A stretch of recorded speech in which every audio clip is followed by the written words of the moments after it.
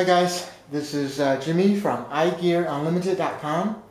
Here I want to show you our iPad skin. Basically this is the iPad 3 with the skin already applied. Basically, our skin comes with a front frame for the front of the iPad, and also the back of the iPad. It's fully covered, and we have the proper cutouts for the corners, the cables, and the camera hole, and so on.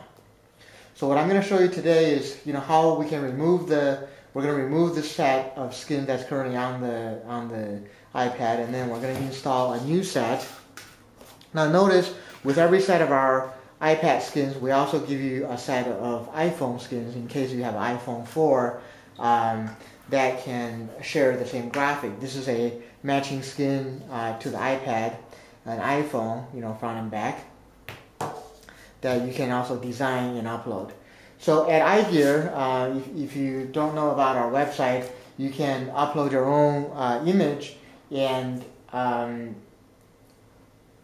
create your own skin, basically. Create your own look.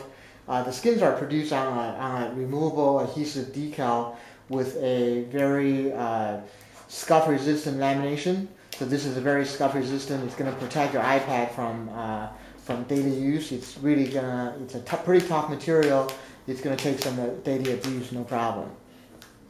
So now the nice thing about our skin is that it stays on the iPad very securely, but if you do want to remove it, it's pretty easy to remove. So once you get a corner started, you pick a corner, just like removing any sticker material. You pick a corner, you can peel it off very cleanly. It doesn't leave any residue on your iPad. It's a completely removable skin. You can change it out every so often with new graphics and so on. So this is the old skin. We're going to put it to the side. And here we have the front. Same thing. You basically pick a corner, get it started. Once it's started, it peels off very easily and cleanly. Okay? Alright, so we're going to install the back of the skin first. To do that, you take your skin, you can kind of match it up to your iPad. Try to roughly line it up and see how the spacing is going to work out, how the holes and the cutouts line up to the buttons and so on, to get an idea for how everything is going to work. Then what we're going to do is we'll position your iPad like this with the two buttons facing you. Take the skin, you can peel off the backer completely, place it face down, okay, just like this on the table. Then what you're going to do is stand up the iPad vertically, like this. You can lean it back a little bit. So what you want to pay attention to is the location of these buttons, okay, and how it's going to line up with a notch that's on the skin itself. So what we're trying to do is center the skin to the iPad this way, kind of make sure that these buttons are centered within the notch, and then we can push the skin all the way in until it stops where the iPad is. Okay, so keep your iPad at a 90-degree angle. Push it in like this, gently. Okay, now it's pretty much centered left and right. Okay, so push on your iPad firmly down and roll it back like this. You don't want to go too far. Once you're about 45 degrees or so, there's enough contact that the skin is going to adhere to. That's good enough. That's all you need. You can turn it around. I usually hold my iPad like this, where I use my fingers to stop the iPad from sliding on the table, while I use my forefinger and thumb to kind of pull the skin this way tight. And then I take a credit card and use it as a squeegee and just kind of squeegee it out. Now the other thing that you'll see with our skin is that it's a pretty heavy substrate. It's a pretty heavy skin, so it's not flimsy at all, and it's not easy to get air bubble in there. So the other thing that's going to help with the air bubble situation is our skin has a air release liner on it. It has a textured liner, so it's going to let the air out, and then that way you won't end up with any air bubbles. Now that is pretty different from a lot of the skins that you can find on the market. So you kind of use your credit card or something like a credit card as a squeegee to kind of, position your skin, squeegee it out, make sure it's flat, and then around the edges you want to press firmly, and then just make sure it's getting good adhesion, like that. Okay, just press everything down, and we have the back of the skin installed. Okay, you can see that there's a nice even gap on each side of the installed iPad. Okay, it's very straight, it's parallel to the iPad, it's not crooked. This is one of the best ways that we found to install the skin and make sure it's straight. A lot of times people have trouble lining it up and making sure that it's straight. Now if you do put it on the first time and it's crooked a little bit, you can easily remove it and then try to put it down there again. The adhesive is removable, so you can just keep trying until you get it right. Now to install the skin on the front of the iPad, you do the same thing. You peel the thing off, peel the liner off, and what I do is that I usually lay my skin upside down like this. Notice the hole actually is going to end up on the bottom. I place it like this.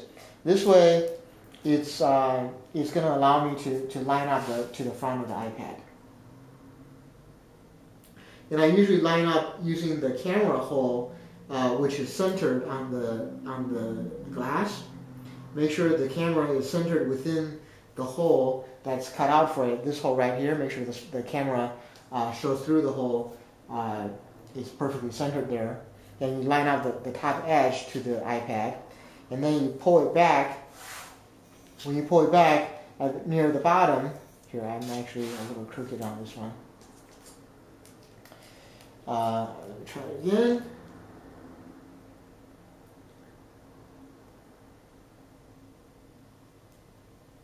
Alright, so I think that one should be good. And then at the bottom, you kind of pull it back and line up the bottom to the button, just like that. Alright, so that's the iPad skin installed, ready to go. Front and back, you can have a so that, matching front and back, or you can have a different design on the front than you do on the back. Again, you can upload your own image on the website. You can also add text to it and make it however you want it to look. Now I'm also going to show you the iPhone. Basically the same process. You can remove the skin very easily by picking on a corner, peel it off. If you keep it on a clean liner, like on the liner that we send you for the skin, if you just keep it clean on there, you are able to reuse the skin. Just make sure it's clean, because if it picks up dust, because it is an adhesive, if it picks up dust, then the stickiness will go down. It won't stick quite as well. Okay. So you can put it there for reuse. To line up the iPhone, you do the same thing. Take the skin off of the liner backer.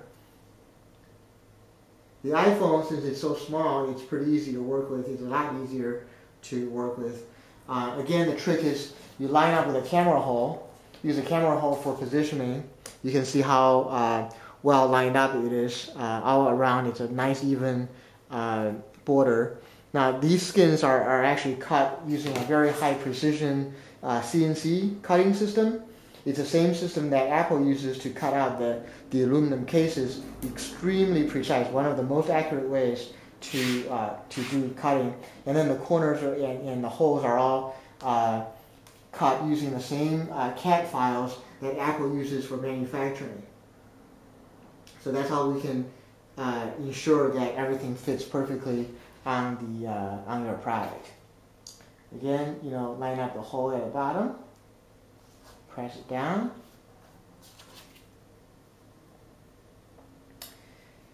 and there you have it. A new skin on your iPhone, completely transforms the look. Very tough coating, scratch resistant. Once you actually have the skin in your hand, you'll see how tough it is. It's also pretty grippy. You kind of prevents it from sliding around. It's no longer slippery. If you see any air bubbles, because we have the air release liner, you can smooth it out and kind of push out the air bubble pretty easily. That's for the iPhone. You have one for the iPad. Hope you like it. To order your own custom skin, please visit our website at iGearUnlimited.com. Thank you very much for watching. Hope to see you on our site.